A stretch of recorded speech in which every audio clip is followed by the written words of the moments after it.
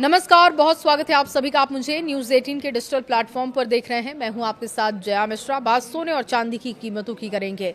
अंतर्राष्ट्रीय बाजार में सोने और चांदी की कीमतों में सोमवार को जोरदार गिरावट देखी गई। सोना $4,340 प्रति औंस से नीचे है, जबकि चांदी में करीब 2.5% की गिरावट है।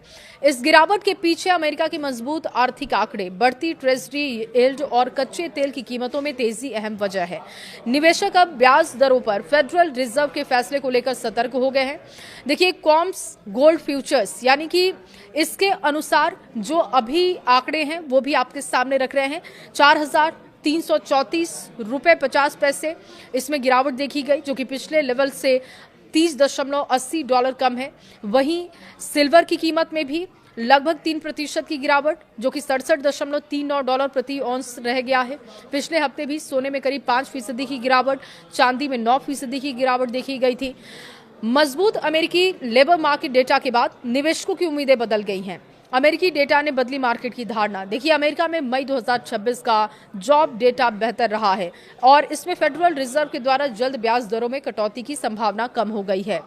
मजबूत नौकरी बाजार के आंकड़ों ने ट्रेजरी यील्ड्स को भी ऊपर पहुंचा दिया। हाई इंटरेस्ट रेट आमतौर पर सोने चांदी जैसे नॉन यील्डिंग स्टेटस के आकर्षित करने वाले एसेट्स माने जाते हैं और इसी वजह से निवेशक इनकी बजाय दूसरे विकल्पों की ओर ज्यादा ध्यान देते हैं। पश्चिम एशिया में इजरायल ईरान तनाव बढ़ने से कच्चे तेल की कीमतें ऊपर चढ़ी थी और क्रूड ऑयल की कीमत में बढ़ोतरी देखी गई थी। $95 प्रति बैरल के ऊपर पहुंच गया। ऊंची ऊर्जा कीमतें महंगाई की चिंता बढ़ा रही हैं, जिससे कि निवेशक सोने चांदी से दूरी बना रहे हैं। मार्केट के जानकारों का कहना है कि कीमती धातुओं की कीमत अब आने वाले आर्थिक आंकड़ों पर काफी निर्भर करेगी।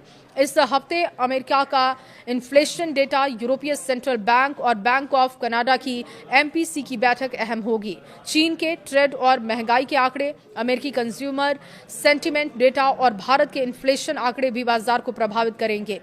मजबूत डॉलर, ऊंची बॉन्ड यील्ड और ETF से निकासी और बाजार में सुधार देखने को मिल रहा है। रिस्क जो एपेटाइट है सोने चांदी पर ये दबाव डाल रहे हैं। ईरान और इजरायल के बीच तनाव में संभावित समाधान की खबरों में भी सुरक्षित निवेश की मांग घटी है। बाजार के जानकारों के अनुसार पश्चिम एशिया की स्थिति, तेल की कीमतें और प्रमुख आर्थिक फैक्ट्स पर निगाहें बनी हुई हैं।